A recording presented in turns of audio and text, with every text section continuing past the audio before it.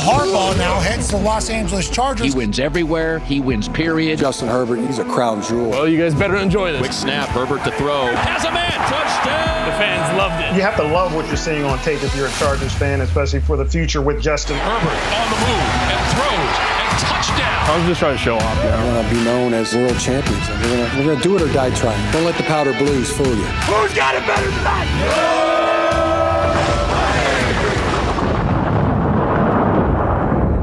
Well, hey there, everybody. Welcome back to the Charger Chat. I'm your co-host, Will Dog, sitting with my buddy, Kev Huggin Duggan. What's up, buddies? Let's not forget my other buddy, Kyle the Coach Duggan. Trade deadline is come and gone, and we did nothing. We did nothing, but hey, that doesn't mean there's nothing to talk about, folks. There's tons to talk about, and we've got some segments lined up for you, like, the Craig Experience, and a new one. Very special. A very special one that we've been excited waiting. And scared for this new segment. We've been letting this one bake for so long that it's like, all right, I think she's ready to come out of the oven. Yeah. We have a new segment with our buddy. You may have seen him in the instant reaction at SoFi Stadium, who was singing, "Oh, little Damacock." Adam Mundwarf is here with a brand new segment, Tinfoil. Is that the name of the segment? I don't know if we've agreed on that. I'm calling it tinfoil without Tinfoil hats with Adam Mundwarf. Yeah. Awesome. All right. Well, let's waste no time. Start at the top. Talk about this guy. Friend of the podcast, has been on multiple times. We sat next to him during the draft. Our new fan of the year is James Ebo, and I could not be happier. Congratulations, man. This guy is a absolute Charger fan. He's been to 15 drafts. Something it was a crazy streak up until this year. It was insane. Yeah, this is. I can't think of a better guy to get fan of the year. I'm so happy for you, James. And we're at that point now, folks, where you need to vote for the fan of the year for the entire NFL. Now James is in. He's the Charger fan of the year. Definitely go vote for him to be the fan of the year for the entirety of the NFL. The guy just had a heart transplant and he's doing well from all accounts. And I'm so happy for him that he gets to experience this. James, congrats, buddy. Congrats, man. Congrats, dude. As Kyle mentioned, the trade deadline came and went. Nothing happened. There was little moments of we were in the running for Lattimore. Yeah, people were like, happen? Chargers are linked to Lattimore. What was it? KJ Osborne from New England. Patriots. It was like Chargers are talking about KJ, and nothing. Hey, if nothing else, we're in the conversation now. We've never been in the conversation. No one ever was picking up the phone. These three teams are talking about grabbing this player. We've never been one of those three teams. So the fact that we are now, I like. Big time. It's good to be in the buyer conversation and not the seller conversation. It's always sad at the trade or deadline the when dud everyone's conversation. like, "Oh, so and so is going to go get this guy from the Chargers." Like, no, don't. Oh, come on. Don't do it. I like it. Yeah. They talked to Harbaugh on the trade deadline, and he said, "I didn't see, and I don't think Joe saw where we needed a player at any position group. We love the guys and feel great at every position group. If Joe wants somebody, then let Batman do his work. Competitors would be welcome. The proof is in the pudding that we like our guys, we like the players on this team, and the direction this team is going." Yeah. It was all minor upgrades, essentially. Unless you're going to have a big explosive, go get one of these top name guys. You're shuffling around the same type of player. Yeah. So they have cohesiveness. This team's been together since training camp. Let's keep it going. Yeah. Yeah, the KJ Osborne thing didn't make any sense. Giving up any draft capital right now, I mean, it doesn't really make any sense. The T. Higgins trade was exciting to me for a minute because he is an elite wide receiver that could be a game changer. Right. But he's the only receiver that I was like, that'd be sick. But the interior of the offensive line, I can't imagine they weren't able to get someone, and now with Trey Pipkins on the injury report, not even practicing yesterday. So now you could potentially be down a starter, which we were already having question marks about. Or somebody steps in and plays better, and then all of a sudden our interior offensive line is great. Just somebody needs an opportunity. Just a thought. Yeah, no, that'd be great. But those guys already had shots earlier. Sure, that'd be awesome. But and they talked to Herbert on the state of the team, and Justin Herbert said, "I think they have complete faith in us and trust in us. We've got the right guys out there, the right pieces. We certainly feel like we're moving in the right direction." Same, bud. Keep this win streak going, man. Yeah, keep that train a chugging. And one guy that we were looking forward to possibly coming back for the Chargers, Mike Williams, sadly went to Pittsburgh. I guess not sadly. Like, we've already played him this year. It's not like we're going to play Pittsburgh again. Maybe we might see him in the playoffs. Yeah. But they traded a 2025 fifth-round pick to the Jets for Mike Williams. So, you know, it's kind of nice though. I feel a little bit of relief that we don't have to like talk about this anymore. It's like it's done. Yeah. We're like, there's like, we can move forward. We're not getting any of these guys. We're not going to stress about it anymore because this is our team and this is what we're doing. Exactly. So there's kind of a relief in that. Yeah, big time. And again, this defense, my God, the amount of points, my God. The fewest points allowed in the NFL entering Week 10. The Chargers are at the top with only 101 points that they've allowed. Next one down is the Steelers at 119, an 18-point difference. That's a 3-score difference. I'm actually really interested to see how we play against the Bengals after watching that game last night because they're very powerful. They're a crazy offense, and if we can do something similar and keep them under 20, dude, like we got some tests coming up of offenses that are really powerful, and I'm very curious to see if this stands, and I think it will. Big time. Yeah, I don't think the Ravens defense is good though. I think they're bad because like the Browns been saying it. Yeah, the Browns put up like 28 points or whatever it was, and Jameis threw for 300 yards and 3 touchdowns, and then last week the Browns come out against us and do diddly squat. So I don't know if the Ravens defense is all that good, but it is Joe Burrow and Jamar Chase, and they are very good. But they just don't have the same running game that they had before without Joe Mixon and some of those guys that they had. It feels a little bit like a very one-sided offense. I mean, he threw the ball like 15 times in the first quarter, which is he threw for over 400 yards. Yeah. But I mean, I guess that's the game plan because the Ravens DB room is beat up, so they were just trying to attack. But you throw 50 plus times, you're a one-sided offense. So I think we'll have a better performance than the Ravens did, but it will be the first big like great quarterback, a stud offense. You know, we haven't played a crazy offense yet. Yeah. And we get to see it in person. We get to be there live. We're doing it live. Looking at some of the numbers for the Chargers defense through Week 9, 12.6 points per game, first. 303.8 total yards per game, 8th. 195 passing yards per game, 11th. 107 rushing yards per game, 8th. 9 interceptions, 7th. 13 total takeaways, 11th. So it's top 10 almost in every single category. It's crazy that you don't have to be number one in all of those categories and still give up the fewest points. Yeah. Like, I mean, we're not like shutting down quarterbacks to the point that we're the number one on passing yards or rushing yards, but we are 8th and 11th respectively, and that's enough. This tells me that this defense shows up when it matters most. When it's scoring potential plays, that's when our defense shows up. Yeah. And that's really cool. That is very cool.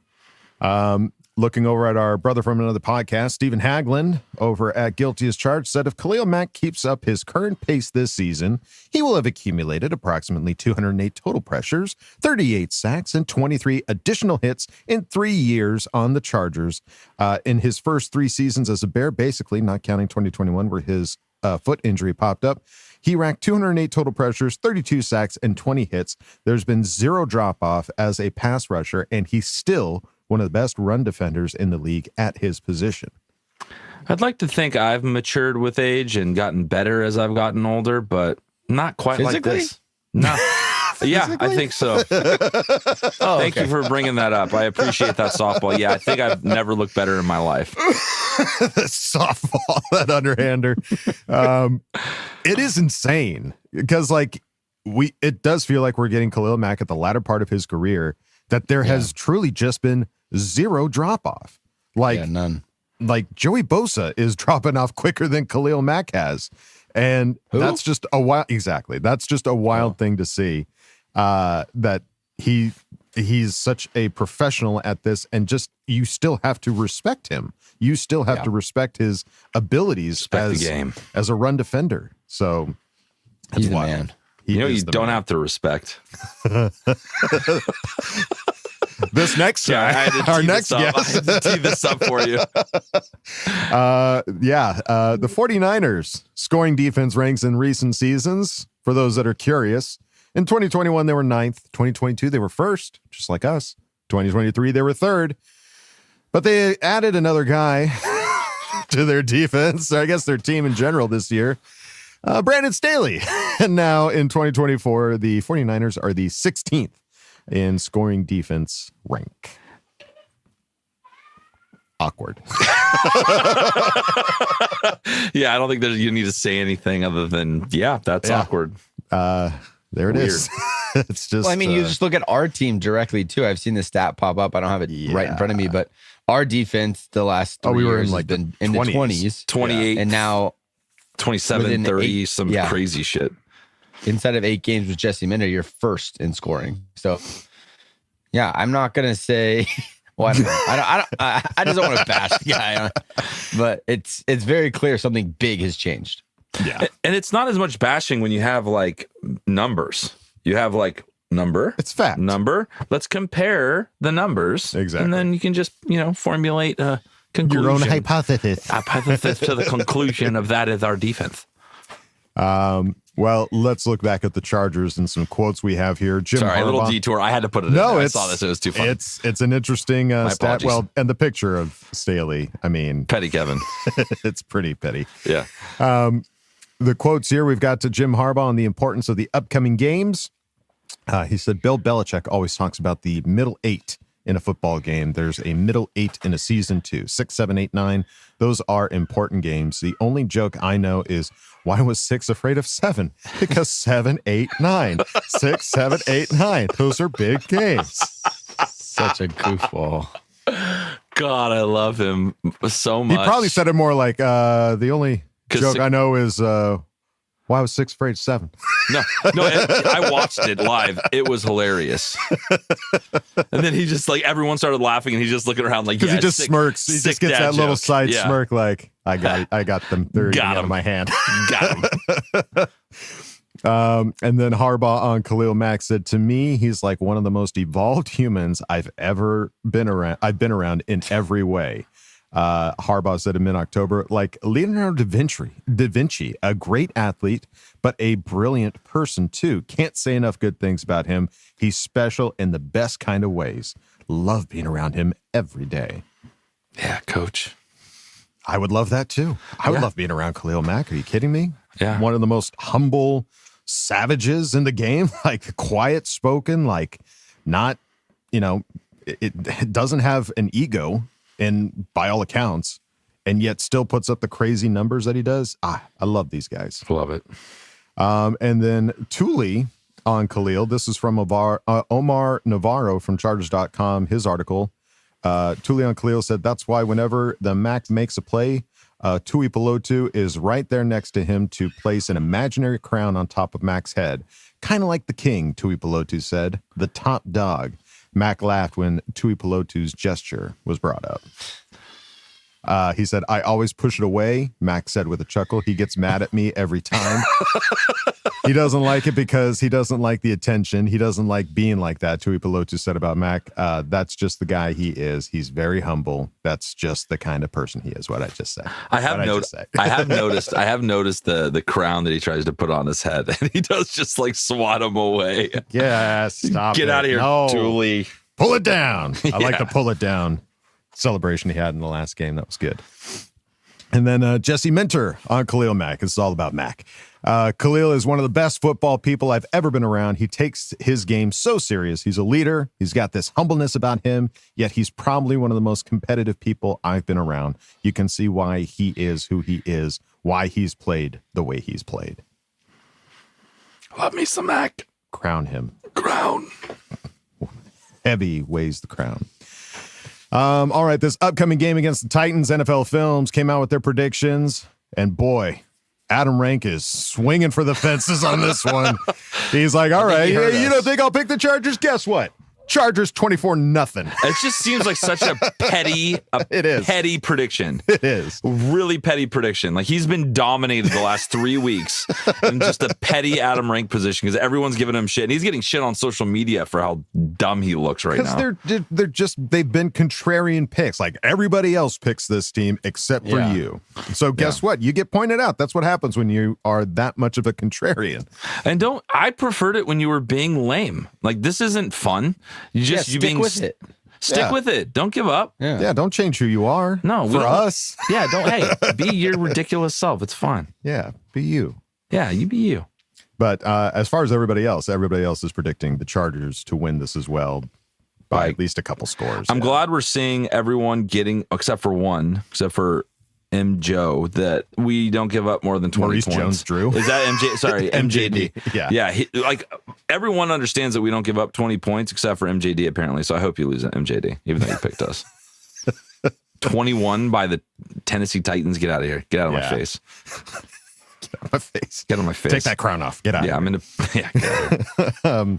Looking at the injury report, this is as of Thursday. You know, initially there were 2 guys that weren't on here on Wednesday, but then 2 guys popped up. One of them's fine. It's J.K. Dobbins, just taking a rest day. That's okay. Yeah. But the one that did pop up on Thursday that has me a little worried, J.K. Scott, our punter, with a left ankle injury, getting a limited practice in on Thursday. At least he got a limited one, but I don't know. Do you have anybody else? We don't have any other. No, actually, I think. Does Dicker might have done? Yeah, I think Dicker punts. Dicker came into the league also punting, so they might just use him. But I would expect if he's not going to go, they're adding somebody toot sweet because I don't think they have the. I saw something recently. They don't have a full 53-man roster right now. They're short like 2 players. Yeah, so what weird flex. I like it. We don't even need the full amount you're allowing us to have. You know what? And I'm inactive. We're going to have another inactive player this week. Guess what? 6 inactive players. Hey, we're going to make this fair. We're playing with 10, okay? We're going to put 10 on the field, keep this fair. But looking at some of the other injuries, Joey Bosa getting limited practices in both days. Gus Edwards getting his limited practices in. I think they activated his his injury window.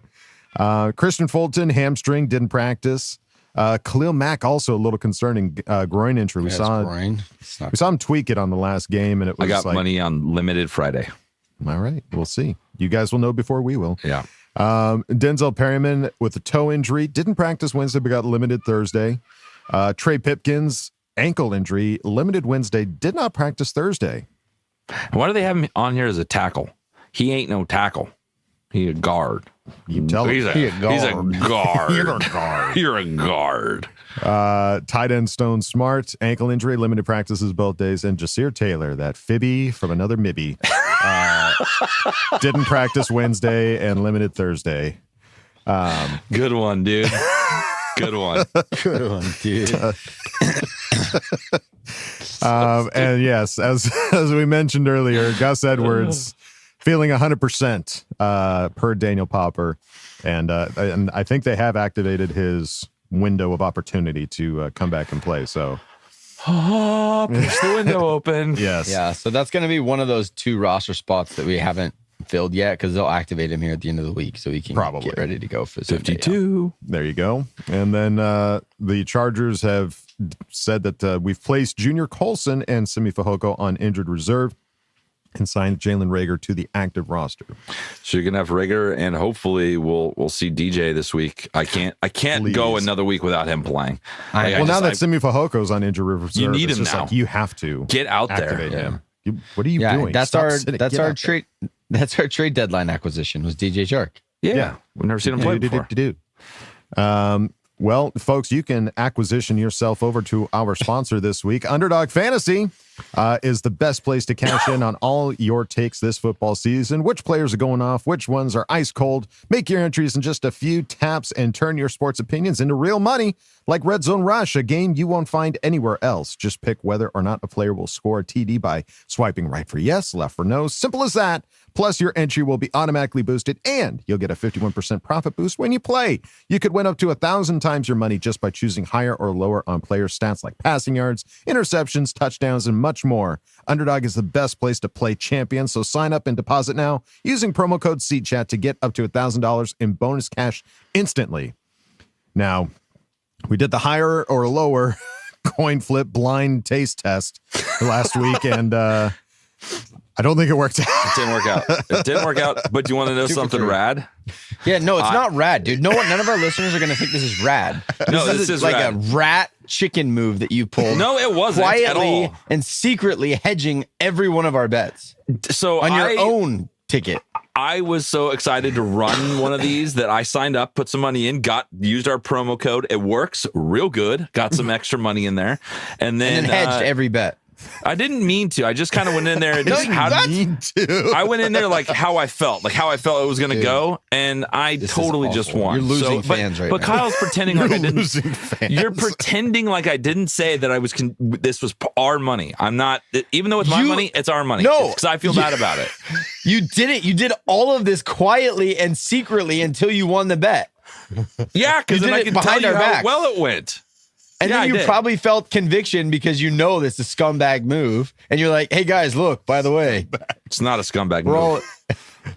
Hedging, I'm just having fun playing an awesome game with our awesome sponsors. All I was doing. You have 3 buddies together going in on this, and then you go behind our backs and hedge all those bets. Now we have to turn. Let us know in the comments if Kevin's a scumbag. Hey, quit calling me a scumbag. You said it twice now. Enough. You say it 3 times. I will appear in your house. Beetlejuice. Scumbag. You are scumbag. Sup, bro? Well, I'm just saying it's awesome. You can sign up. It's really easy, and then you can hedge Kyle's bets because he never gets them right. So there you go. Download the app today and use code CChat to get it to $1,000 in bonus cash instantly. Kyle's left the podcast. Must be 18 or over 19 in Alabama and Nebraska, over 19 in Colorado for some games, over 21 in Massachusetts and Arizona, and present in a state where Underdog Fantasy operates. Terms apply. Void in Colorado. Concerned with your play? Call 1-800-GAMBLER or visit www.ncpgambling.org. Arizona, 1-800-NEXT-STEP. That's 1-800-639-8783. Or text NEXT STEP to 53342.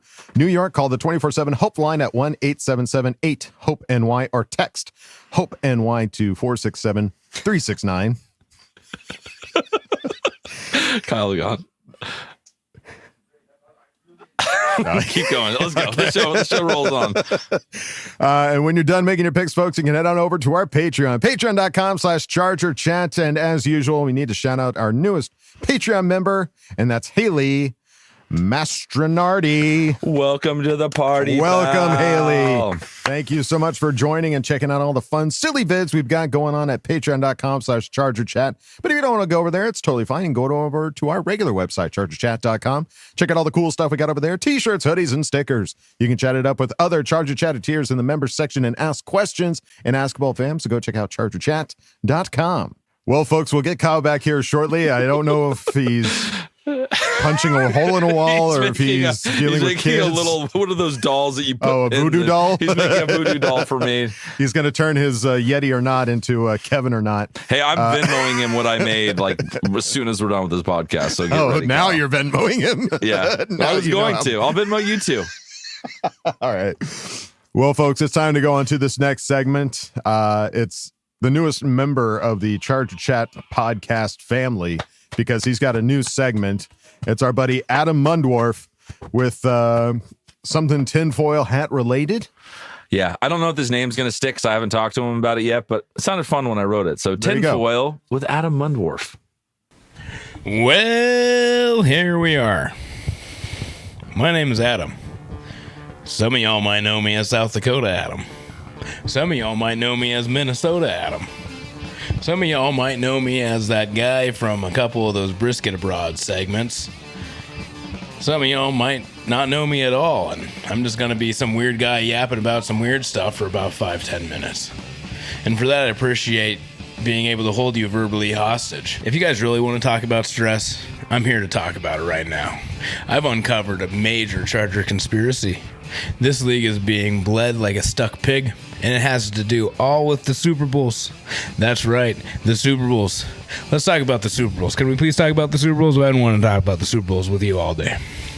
Pete Carroll is a name that just kept coming up over and over and over again in my mind around sometime around probably 2016. Every day, Pete Carroll. I look on ESPN, this thing, it's Pete Carroll. Everything's Pete Carroll. So I said to myself, I got to find out what's up with this guy. And it sent me down a super hole. I had to break into an Office Depot because I had to do my own research, as they say these days, and I had to get this information into the world's goddamn hands. And I tried several times to do this. I once tried calling into Pat McAfee show for like a year and a half, and I'd get on the phone and I'd tell Mitt what's up, and initially he'd be like, "What do you want to talk about?" And I'm like, "Yo, man, the Chargers are cursed." And he'd be like, "Haha, yeah, no shit, kid." But I'd be like, "Yeah, well, no, not like the way you're thinking. I think we might be cursing people." And he's like, "What? What are you talking about?" And I explained my thing, and he'd be like, "Whoa, hold up, man.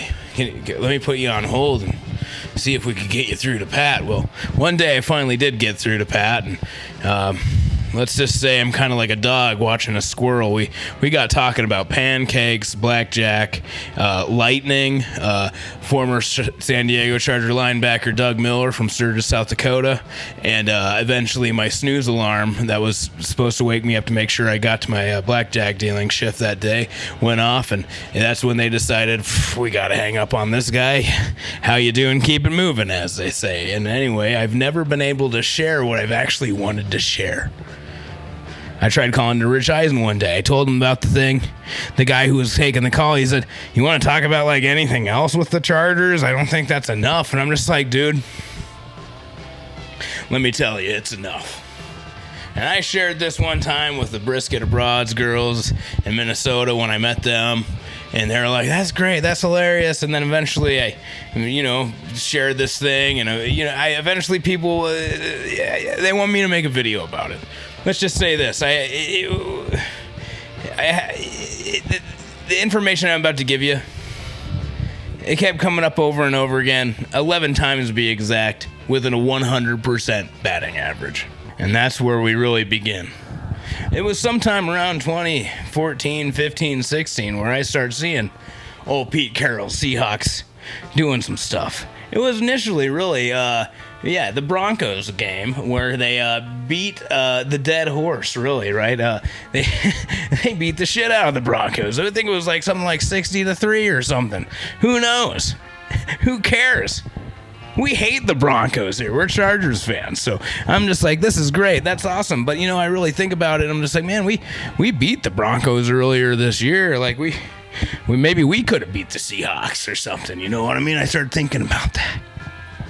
The next year, well, the Seahawks are back in the Super Bowl, and they're playing the Patriots, and the Seahawks should have ran it with the old Skittles Marshawn Lynch, right? And had they had only done that, maybe they'd won the Super Bowl, or maybe, just maybe, had they had beat the Chargers earlier that season, the old Pete Carroll Seahawks, maybe they had been two-time consecutive Super Bowl winners.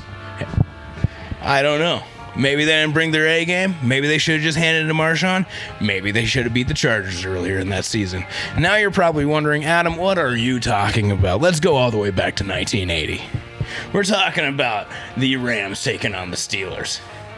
Man, Adam, the Rams just didn't bring their A game. The Steelers were really tough. That may be, but guess what? The Rams also lost to the San Diego Los Angeles football Chargers earlier that season. And you know what? That's interesting to say that after what I've just detailed between two Super Bowls in modern era. We're going straight to 1981. The stupid Raiders, the dumb, stupid Raiders beat the Eagles. And the Eagles, that's your fault because you lost to the dumb, stupid Raiders because you couldn't beat the Los Angeles San Diego football Chargers earlier in that season. That's interesting. That's really interesting. What happens next? Okay, we're going straight over to this one. We're talking about the Dolphins versus the Niners. This is Super Bowl, what, 14? Okay, I guess it might be 14. Well, it's going from 14. No, it ain't. That's 20. I don't even know.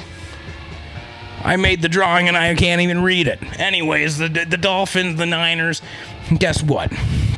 I'm pretty sure the Dolphins could have probably beat the Chargers in the regular season, and they might have had a better chance in the Super Bowl.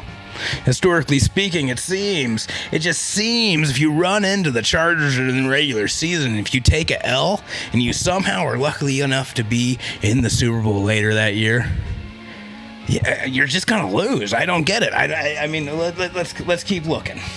Let's keep looking. Where are we going? Where are we going? Where are we going? Is that a donkey taking a shit with flies because they stink? Yeah, it is. Yeah, it is. They played the New York Giants, and they lost. And then we're going directly back to the Broncos. Is that another donkey taking a shit with flies from it because they stink? It is. It is. 2 times in the 80s, the Broncos lost the Super Bowl.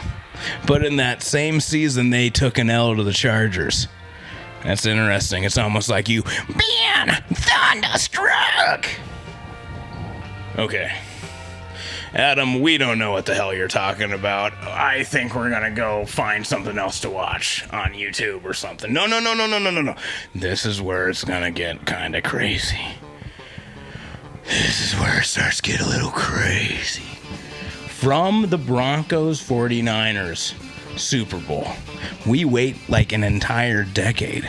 This is going to hit pretty close to home for some Chargers fans. We're coming back to Qualcomm Stadium in 2002 when the Raiders and the Buccaneers go. I don't even know what I was about to say. They're playing the Super Bowl in our home stadium in Qualcomm. That's pretty messed up for the Raiders to think they can come to Qualcomm, think they can win a Super Bowl in our home.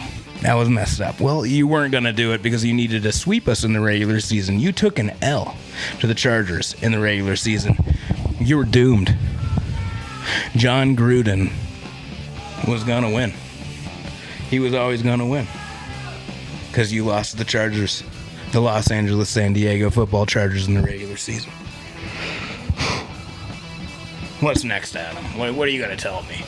What are you going to tell me next? Some crazy comeback happened or something after like I don't know, the Pete Carroll ones, yeah, what we talked about already. Like, what are you gonna tell me, that 28-3 was involved? Yes, I am. Falcons 28-3, third quarter, 2 minutes left to go, going into this fourth quarter. Did you just let it slip? Or maybe were you electrocuted by the Los Angeles San Diego football Chargers earlier in the season?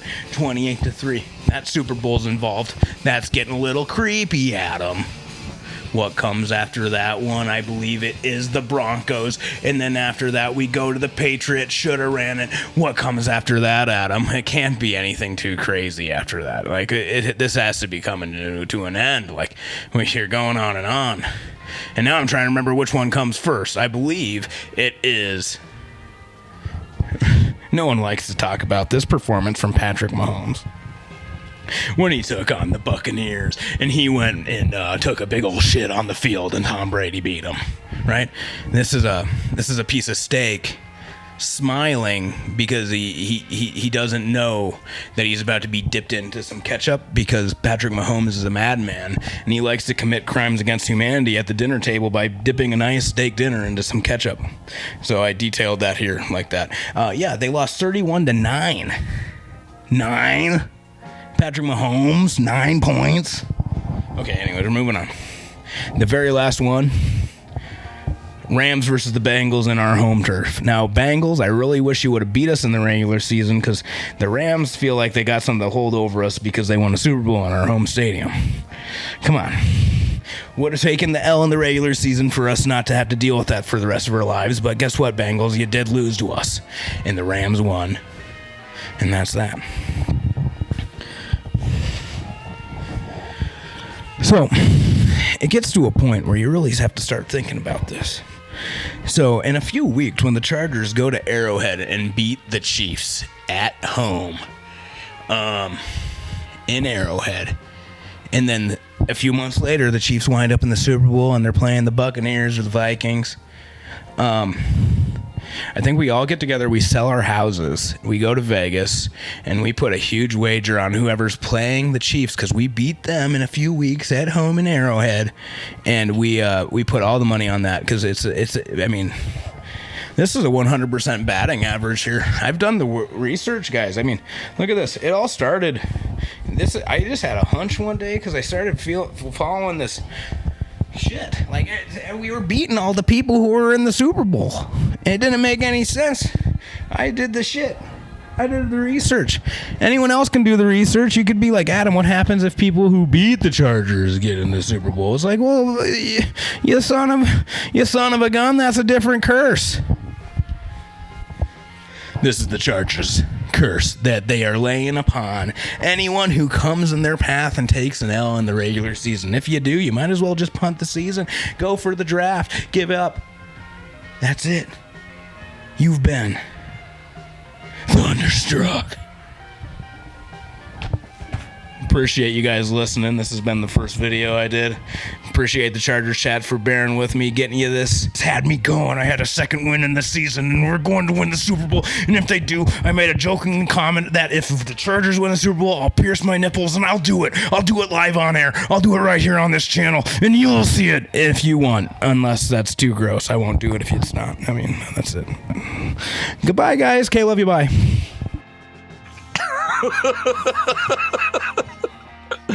The lightning curse is a beautiful thing. Oh, my That's a lot to God. process, Mr. Mundwarf. Oh, God, that was so good. But considering the batting average that you showed there, Yeah. I know where I'm making my bets. I'm looking forward to telling my Chiefs buddy and your Chiefs buddy about this curse that we have. And you better not lose to us, or you're not going to get it. I have a question, though. Yes. We went to the Super Bowl and we never beat ourselves. Well, maybe we did beat ourselves in a game. When we went to the Super Bowl, did we have a game that we just sucked so hard that we basically beat ourselves and then that cursed us? But does that mean we have to have a perfect season to win the Super Bowl? No. It doesn't. No, that's a different curse. Like you said, that's a different curse. That's something different. You just scannered me. But if we beat ourselves, we can't win the Super Bowl. Yeah, so we haven't beat ourselves yet. So we cannot have a game where we beat ourselves. This will be Adam Mundwarf's next video. What do the Chargers have to do to remove the curse that we bestow upon so many other football teams? Somebody's got to take this over once we get really good and win. Yeah. One. It's like The Ring. We need to record a tape and give it to somebody else. Yeah. And the curse is theirs then. And then they deal with it for that's true. Yeah, we need to give the curse to somebody else. If one of us is walking at you with a VHS, you better run. Yeah, because they're like, what is that? I don't know what it is. I don't even know how to use this. Like, well, don't make me feel VCR, old, what? first of all. Second of all, take this tape. And make a copy. Yeah. All right. Mr. Mundwarf. Dude. That was worth the wait, so I would say. And so awesome. Happy to have you on. Can't wait to see what the next video will be. And yeah, let's get rid of this curse. Let's decursify. Yeah, let's win it. Decursify. Thank you again, buddy, for doing that. Thanks, for brother. us. That was a lot of fun. Awesome. Time to go into the next segment, folks. You know him, you love him. It's a great experience. Oh yeah. I'm a real boy. Oh boy, it's time for I forgot you said you were going to change your voice. Yeah, I'm not doing the deep one anymore. Come on in, man. Kick your feet up. Oh. Great experience. Hello there. Make yourself at home. Got some stuff to talk about, right? Moving on.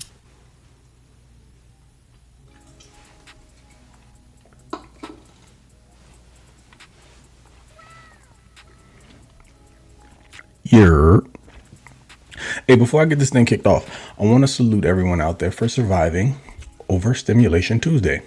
I mean, whose idea was it to have the trade deadline on the same day as Election Day?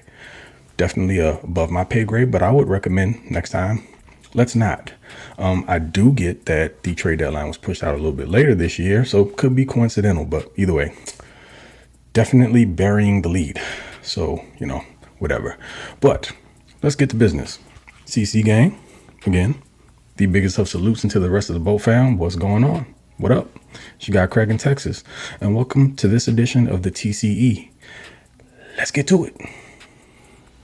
Let me get a quick and dirty Browns recap because y'all all know what happened, but I just want to give you my personal thoughts and some call outs. Let's start with Justin Herbert because and beyond just this past week, let's look at the last three collectively. 910 yards, 4 TDs, 0 interceptions. Sounds kind of MVP-ish to me.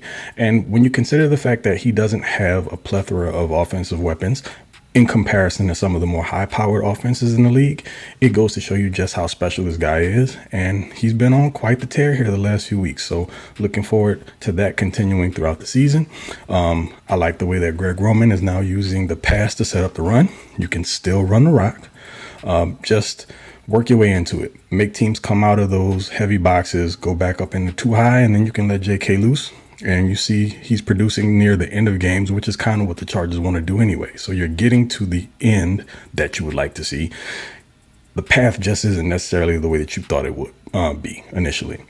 And then you've got the defense nearly holding a second consecutive team to almost a touchdownless outing. Of course, they got the garbage time one there at the end, but no sweat off their backs. Just stellar defensive performance. And Jesse Minter, the number one scoring defense in the NFL, continues to carry on. You've got names like Darius Davis, who was back from injury and had a 53-yard return. So hopefully he's returning, no pun intended, to form and will allow this team to get better field position moving forward, because even though it's developing, the passing game is getting better. You still would like to see them start as close to plus territory as possible and not necessarily inside their own 10, which kind of seems like a reoccurring theme. But DD, good to have you back. And then you've got on the defensive side of the ball, Deion Henley, Tarheeb Still, another stellar performance by the youngin. He had his first career pick, Elijah Molden, with a pick of his own, which is also leading the team. Now, I forget exactly how many he has on the year, but I do know that he leads the team. And that trade is paying dividends. We'll talk about trades here in a bit, but keep names like that in mind because they still count. And you got guys like Morgan Fox. QJ had his best game of his young career as well. So just a lot of names, and I'm probably leaving some out. I know Nick Neiman had a tremendous performance on special teams.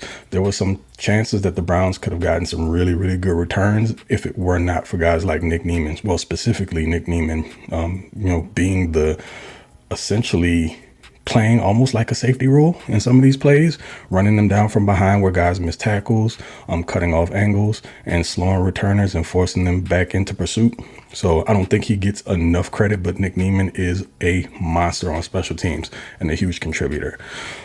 So now let's talk about what everyone wants to get into. And that's the trade deadline, because there were no moves made. Now, listen, the reason why I'm okay with this right now, I mean, I've had a couple days to kind of stew in it.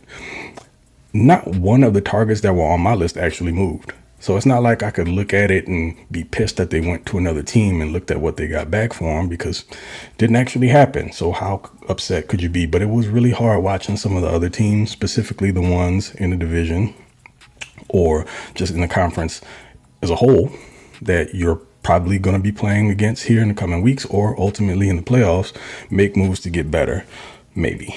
But just kind of is what it is. As Chargers fans, we're accustomed to not having very much action around the trade deadline, so it's not a departure from the norm. You just probably all thought they would at least take care of, like, say, the tight end position, which is still a problem. But hey, Jim Harbaugh, Joe Ortiz didn't see anything that worked for him. We know they reached out to a couple of teams, and with some of those deals that got done, my guess is the asking prices for some of these guys were probably too high, which is why you didn't see a whole lot of movement in certain positions as a whole. I mean, for what the Commanders gave up for Marshawn Lattimore, although I think they have like some additional picks to throw out there as a sweetener, it was kind of a lot to me. We know the Chargers were in the mix for him as well, or at least called on him. And as far as the Mike Williams trade, I've made this no secret. I wasn't necessarily a proponent of a Mike Williams return for a few reasons. And I know a lot of fans won't necessarily agree with me, and it's perfectly fine. But here's the thing. There's the injury history. And with the current collection of receivers that have already had to play like musical chairs due to attrition, does Mike actually help that, or does he potentially add to the problem? Because he's not all the way back from last year's injury, and Mike's getting older. He's never been much of a separator, but I mean, he's historically known for being a big play downfield threat, but he isn't like the vertical take the top off this defense speed merchant that the team is currently lacking and hoping DJ Chark is, or still is. We'll see once he returns, whenever that is. And when you look at like the current performances of, say, Tarheeb Still, which I mentioned earlier, and Cam Hart, I'm kind of looking at those later mid-round picks a little differently under this regime. So trading away a fifth for Mike, I'm not sure that was the route I would want to go. And apparently the Chargers agreed. So very drab trade deadline overall. And again, folks, you got to chill on the Joe Ortiz hate. I've seen some weird stuff out there. Keep in mind all of the contributors that he's brought onto this team via trade or through free agency. Got Tyler Tart, who's made a bunch of plays. I've already mentioned this. When you're talking about players like Elijah Molden, who've been out there doing their thing, does he not get credit for any of that? I mean, people want instant gratification, and I know it's a very much so what have you done for me lately league, and fandom can be that way as well, but come on. Be realistic. The dudes made moves, and they've all been pretty big for this team. So give them credit where it's due. Now moving on to the Tennessee Titans. And although you would think this matchup should be a walk in the park, matchups or games really to me come down to matchups and style of play. And you have to look at where your team is strong or weak and vice versa for the opponent. Where the Chargers are number one in points surrendered, the Titans are also number one in total yards given up.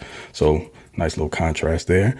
And right behind the Chargers at ninth for completion percentage yielded to opposing QBs are the Tennessee Titans as well. Ironically enough, they don't produce a ton of turnovers though. So there's that. And with the way Herbert takes care of the ball, a little bit of lanyap. They're top 10 in rushing defense. So you know that the Chargers have really kind of been struggling in the run game, especially early on. They've had a tendency to get things going a little late, which is fine. But the Titans, they're pretty stingy. And they've got some guys on the interior who I'll mention here in a second that could cause problems in more than one way. They're also number one in the league against the pass. So when you look at, again, the tear that Justin Herbert and these receivers have been on for the last few weeks, the Titans don't really play those games. So it's not going to be as easy. You're probably not going to see as many busted coverages as you saw against the Browns. So they're going to have to be very precise. And the play calling is going to have to be really, really good. You don't want to see a lot of second and longs, third and longs, where you're going to have to put Herbert in position to take those 5 and 7 step drops because the coverage and the pass rush is married pretty well with them. And they just play really sound defense. They don't make a bunch of mistakes. So this is not going to be the Browns from last week. Although the Browns defense, aside from a couple of busted plays, did play pretty well. So they weren't, just overall scrubs. But the two names that concern me on the Titans defense, T'Vondre Sweat and Jeffrey Simmons on the interior. They could be a really big problem for an already struggling interior defensive line for the Bolts. So I'm hoping that the offensive game plan is littered with plays to create more moving pockets for Herbert, because the last thing we want to see is our boy running for his life or getting pressure right in his face with humongous athletic 300-pounders who are just waiting to hit him as hard as they possibly can and not get flagged for it, because Justin doesn't get those calls. So got to keep him secure and safe as best as you possibly can. Again, this should be an easy matchup. I'm not super worried about it, but I'm just looking at, again, where the Chargers' weaknesses are and where the Titans' strengths lie. So keep all that in mind. But anyway, that's it for me. Oh, score prediction. Let's give this a shot, shall we? Haven't done it in a few weeks. Let's roll with at SoFi on Sunday, Chargers 23, Tennessee. I'll give you 9. I don't think he scored a TD again. Let's go ahead and give you 3 field goals. And I hope I'm not disrespecting Titans offense because, I mean, they do have a really good running game. So got to factor that in. But again, one of the strengths of the Chargers is stopping the run. But still can't take that for granted. Anywho, per usual, I appreciate you. You know who it is. You know who I be. Mr. TOP_FOYT3. aka Mr. Bolt Gang, or Do Not Bang. And of course, you guys know where you can catch me, also as a co-host on the Lightning Round podcast. So do come over there and support. We do appreciate you. And until the next time, fellas, love you. And see y'all later. Okay. Love you. Bye. Well, as always, Craig, we love you too. And nothing but love. And as usual, some great points. I almost honestly kind of forgot that was Tarheeb Still's first interception for his career. He's been around the ball. He's always there. He's been there. So I'm excited to see him keep stacking these and keep going. Hopefully, Coach made that weird olives comparison where it was like you open the jar and you got which was hilarious seeing Ryan Fitzpatrick actually try it. He's like, I'm going to try this. Let me take this lid off and turn the olives upside down. A couple fell out, understandably. But then they were jammed in there. They were all jammed. Pull one out, they all start going. The two that fall out, that's like when you play the Raiders. That's just they just come out. They just fall out. Yeah, they just fall right out. And this is this upcoming game against the Titans. Every team is never a gimme in this NFL league, and them having a top defense is something to consider. So we might see some different game plans as far as offense goes. Hopefully the line can hold up, and hopefully we got some wide receiver targets for Herbert to throw to that can get some separation. I'm curious with the Gus bus. I'm curious if he really, because he doesn't have a huge, his yardage and everything isn't amazing this season, but he's a powerful back that makes you pay and will soar you up a little bit. Mm-hmm. I'm wondering if that will change the kind of dynamic of running between the tackles for us. Yeah. Right. Well, you saw in that first week against the Raiders, right? It was like we didn't have a whole lot of offense going in the first half, but by the second half, it seemed like we just tired them out and everyone just ran the ball down their throat. So I do think there is a little bit of that, like yin and yang that Gus offers, and also JK's had a heavy workload.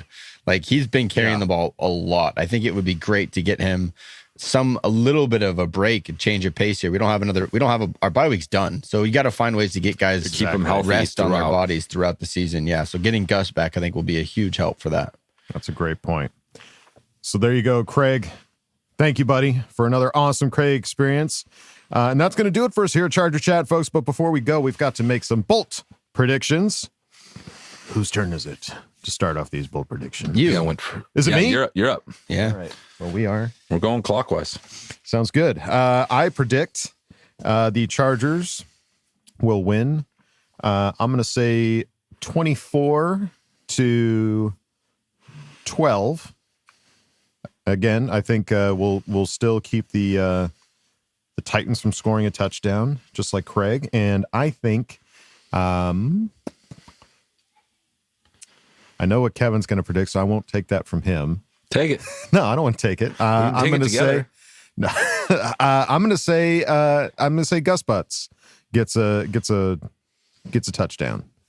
All right. Goal line situation. He's back to form. Make a touchdown. All right, Kyle, you're up. I'm up. All right, I'll go 24-10 Bolts, getting a W, and I think the defense causes 4 turnovers. Whether that be interceptions, fumbles, but I think they're going to get after the ball this week. I think it's becoming part of our identity is turning the ball over after last week. And this Titans offense, I don't know if Will Levis is back there, it may be 8. But if it's Mason Rudolph, I'm going to go with 4 turnovers. Wow. Love it. All right, take us home, Kev. All right, Chargers win 27-6. Defense shows out again. Our offense is too much for them. We wear them down in the second half, and we score a lot of points. I think DJ Chark scores a touchdown over 40 yards, and I think Elijah Molden gets a interception on his old team. I think Tarheeb Still gets an interception, and I think Derwin James gets an interception. So 3 interceptions, 1 DJ Shark touchdown. It's gonna be a mass. It's gonna be a bloodbath. And as Adam Mundwarf would say, "You've been thunderstruck." Please, I got to add one stipulation to my bold prediction. Yes. Kenneth Murray gets absolutely just shellacked by Gus. Oh my! Just run over. Okay, God, sick. Wow. All right, there you go, folks. Bolt predictions in the books. That's going to do it for us here at Charger Chat. We'll catch you guys on the next one.